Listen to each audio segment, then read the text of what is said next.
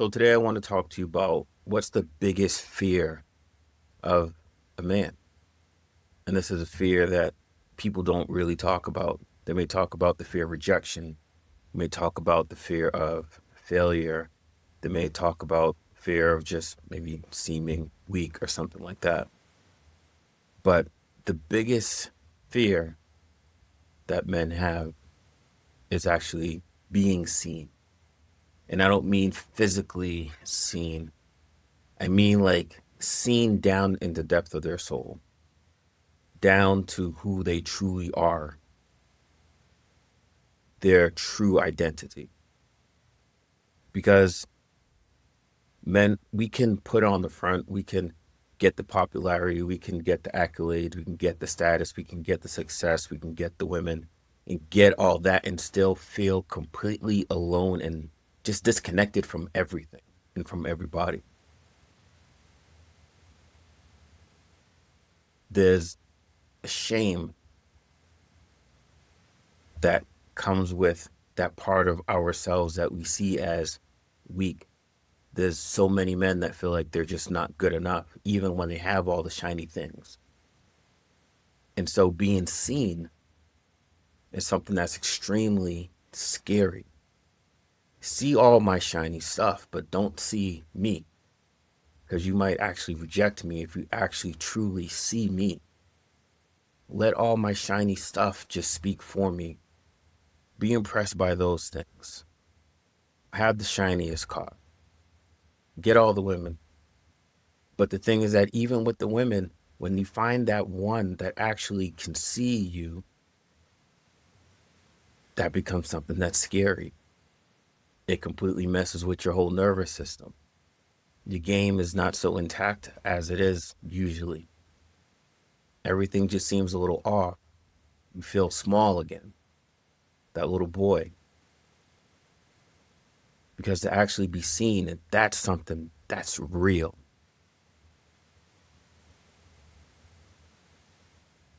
And we look at things like the suicide rate for men, which we all know is very high. And we say, how can a man do that?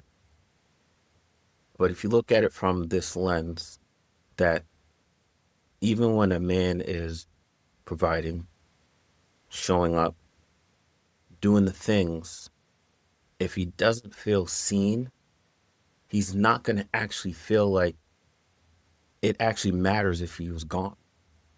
Because all those things are replaceable. Someone else can come in and provide. Someone else can take care of the things that he normally took care of, fix things around the house, whatever it may be. But if he doesn't feel seen, uniquely and divinely seen, then he's never going to feel like his presence truly mattered. So taking that route doesn't seem as damaging in his mind. And for men, seen on a deep level, that's something that we keep protected. I kept it protected forever, forever, because the things that I saw inside myself, I didn't think would be accepted by other people. They accepted all the stuff that I put in front of them and whoever I pretended to be at the time. But my true self, my most vulnerable self, we don't let that out. And this is also why men, when it comes to, again, women, right? Because there will be certain ones that do get down and see that depth. And when a man is rejected by that person, it's extremely hard for them to rebound back. You may see a woman rebound back faster than some of the men that get stuck in that phase for so long, for years, and they never let it go. Because in their mind, in their hearts, in their energy, the depth of their soul is now rejected. And their biggest fear came to fruition. Someone saw me deeply, and I was rejected. But the only way that we as men can come to terms with this is that we have to start rejecting ourselves. We have to stop taking all the body count or the cars or the money or the titles or whatever and making that the list of our value, of our worth, of our being, of our identity. Because as long as we have that as a measure of our soul's value, there will always be a disconnect. And worse, it can always be destroyed or taken away.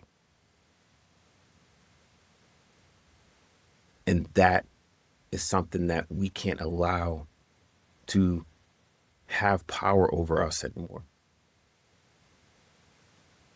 Having the respect for yourself, having the love for yourself, having that value and the validation for yourself, and allowing you to be seen from yourself is the most powerful thing that you can do in your life. Not only for you, but also for the people around you. Because when we actually get to step into that place and see ourselves as valuable and powerful with all our strengths and our weaknesses, not always putting on the front that we have to have it figured out all the time, have every single answer, because that's what's expected. But the fact of the matter is that we know you don't have every single answer. You don't have everything figured out. But we as men have to own that space also. And sure, we can't share with everybody. Sure, not everybody can handle that type of energy. Some people can't handle that level of truth. But we do need to find our communities that allow us to sit in that truth and own it and not feel judged by it.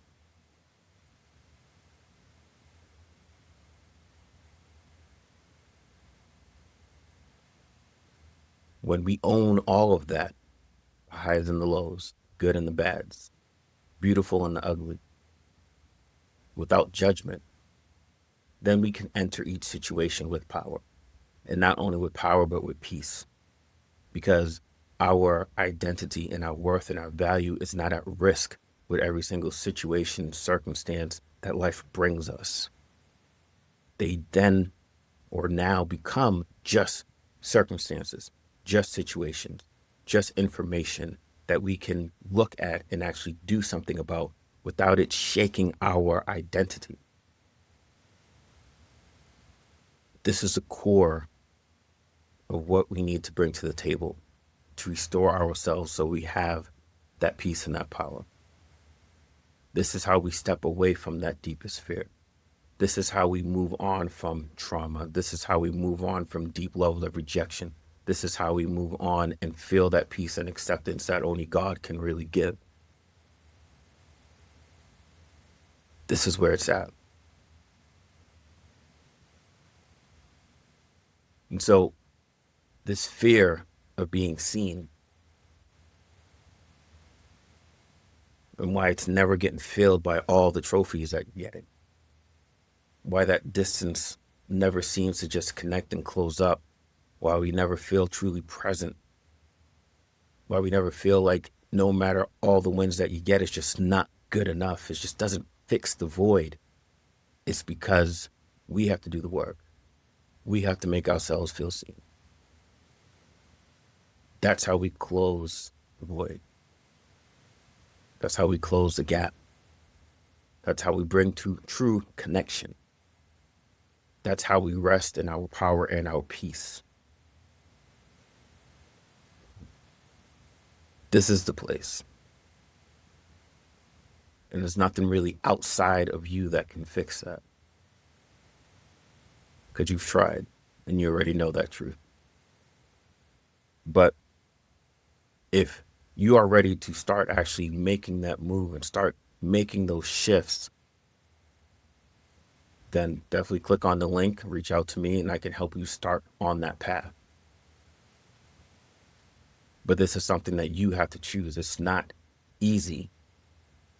Just to be real with you, it's not easy. It's not always fun, but it sure as hell is worth it. Sure as hell is worth it. So I'm just going to leave you with that today. That was on my mind. That was on my heart. Just this fear that we carry around, just acknowledging the truth and the depth of it. And actually, I'll say this one last thing, and I've said it before, that people think that men don't have strong emotions. We don't feel. Some people say we have no emotions. And trust me, I was Mr. Nonchalant all the time, nothing but. But the fact of the matter is, we feel so deeply that it's hard for us to really explain and describe some of the things that we feel. We feel so deeply that when something can actually get us down to that level, it can be extremely painful or extremely heavy. It can be very overwhelming. And this is part of the power of men where we can, yes, be at surface level, get things done, move things, take action, protect, etc. But the fact of the matter is we are human and we do have emotions.